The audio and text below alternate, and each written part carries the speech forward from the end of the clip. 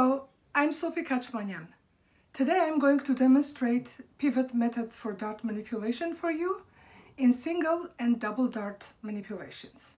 In one dart manipulation, I have choices where I want to move my darts to. For instance, I can move it to the center front waistline, the bust, the center front neck, mid-shoulder, armhole, or French dart position. By the way, I have to let you know that the manipulation of this dart is going to happen while I'm tracing my block. So for all these darts that I mentioned, all the steps are the same. Whatever I am going to do for mid-shoulder position at this point, you can use for any dart position you choose. In order for us to start, we need to mark the dart leg that is closer to the center front, and I'm going to be tracing always going to the right or to the center front. And then from here, I'm going to continue tracing all the way to the point that I've chosen.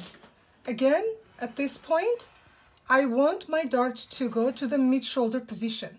Once I get there, I mark the paper, then I come back, place my pencil at the apex, and I am going to pivot my notch, the second dart leg, going all the way and covering to my notch. So pretty much I close the dart. If you notice, you see it was here. Now I am closing the dart like this. Okay, then I go back to the shoulder, mark again my dart position one more time on the paper, and then continue tracing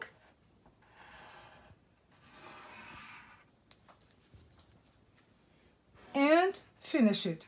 Please don't forget to mark the apex. Let's remove the block. You see that the waistline dart is closed, and instead I have a dart opening at the mid-shoulder right here. So here's my new dart. Since the dart is not going to be sewn to the apex, we're going to pull this dart 1 inch back so we do not create very pointy bust point. That's why we make the dart 1 inch shorter. Now that's my final dart. What am I going to do is, once I have my dart, since this is a vertical dart, the dart intake should be folded towards the center front, where I'm going to fold that side of the dart leg, and I am going to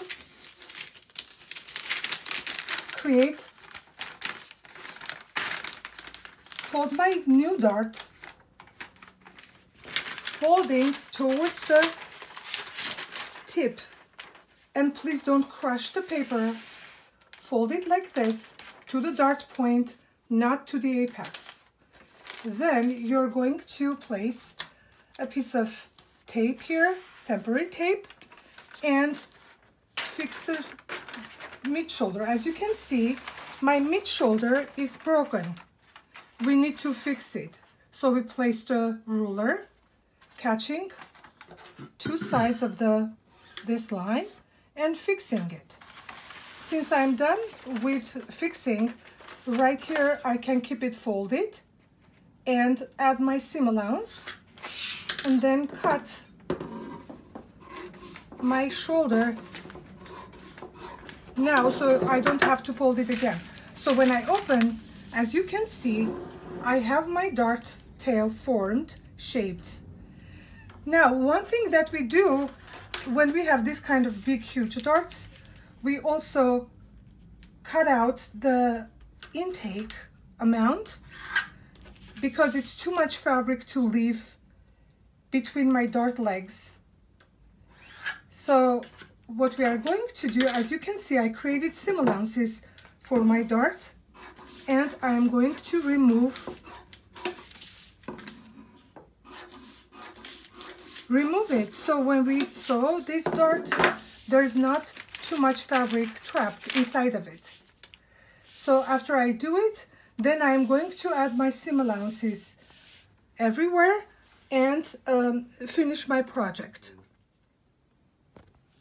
Here I'm done with my pattern, where you again can see 1/2 inch seam allowance added to the dart leg, so I can stitch this dart closed, and 1/4 inch seam allowance at the neckline, 1/2 inch seam allowance at the shoulder, 1/2 inch seam allowance at the armhole, 1/2 inch seam allowance at the side seam, and 1/2 inch seam allowance at the waistline.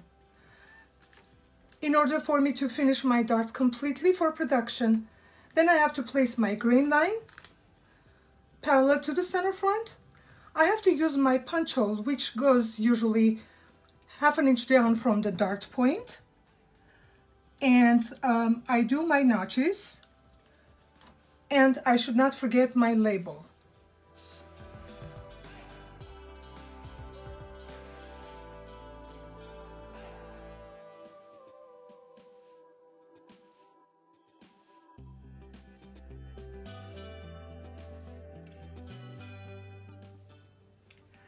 Now that completes my demonstration for the single dart manipulation and pivot method.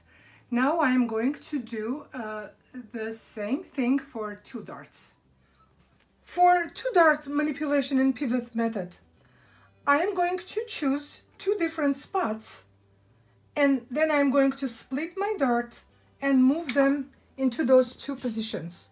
My choice this time is 1/2 of my dart is going to go to the center neckline and to French dart position.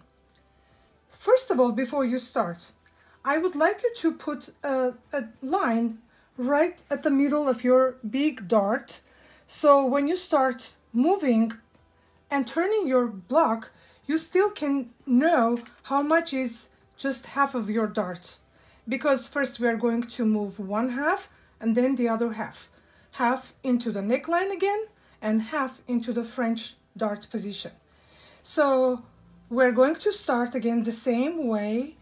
I am marking my dart leg, which is the closest to the center front, and I'm going to trace my block again towards my right or towards the center front of my foundation, and I'm going to trace until I get to my first position.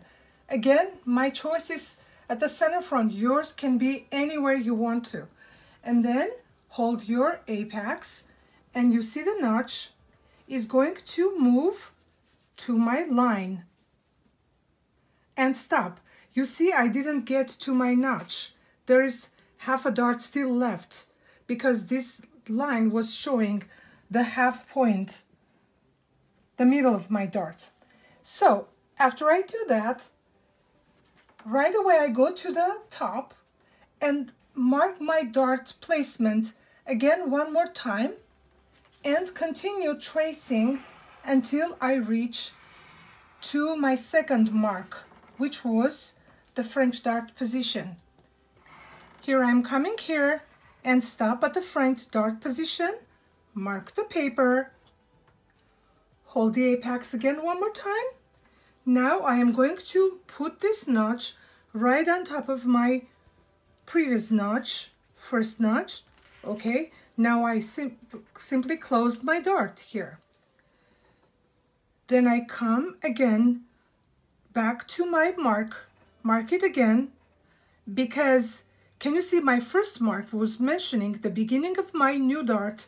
Now I'm marking the end of my dart, and then continue tracing all the way to my notch right there. Now again, don't forget to mark the apex. Let's see what I got here. Now my neckline dart is this,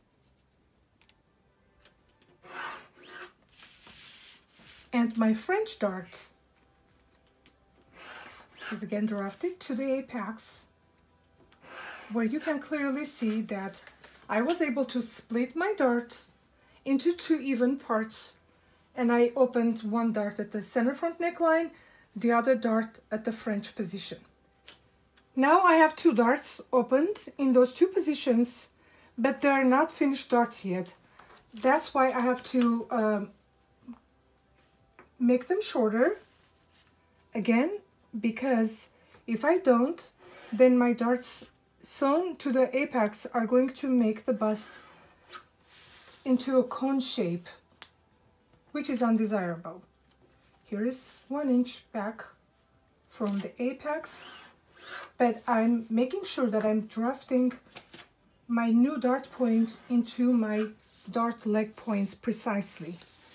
Now I need to fold my darts.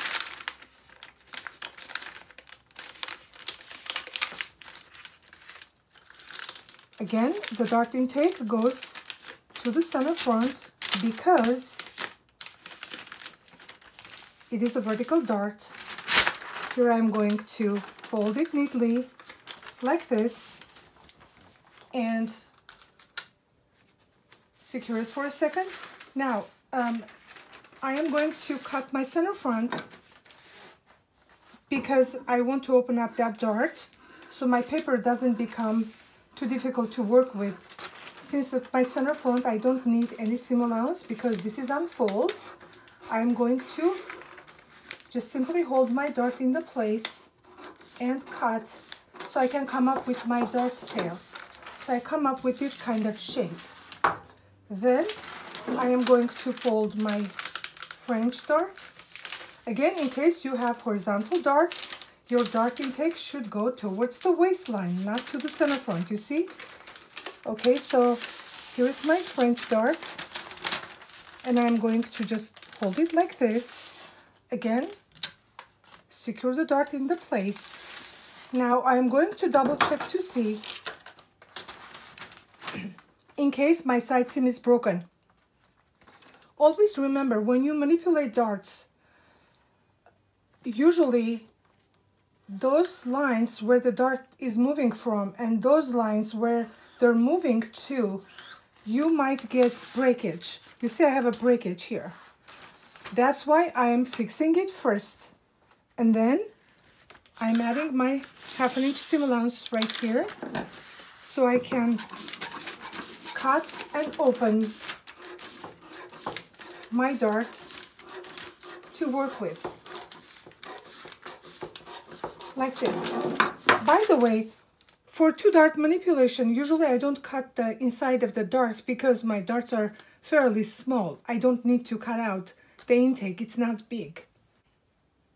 Here is my finished dart. I have added 1/4 inch seam allowance at the neckline, 1/2 inch at the shoulder, 1/2 inch at the armhole, 1/2 inch, you saw that I added to the side seam, and 1/2 inch at the waistline. Check out your waistline in case it's broken also, because sometimes that could be the case where you have like bumpy waistline. In order for us to check it, can you see we are supposed to put our ruler, hip curve ruler, the tail facing to the center front, and double check to see in case you have a breakage. My breakage is very, very small. Actually, I should be fixing that before I added my seam allowance, so my seam allowance was not crooked.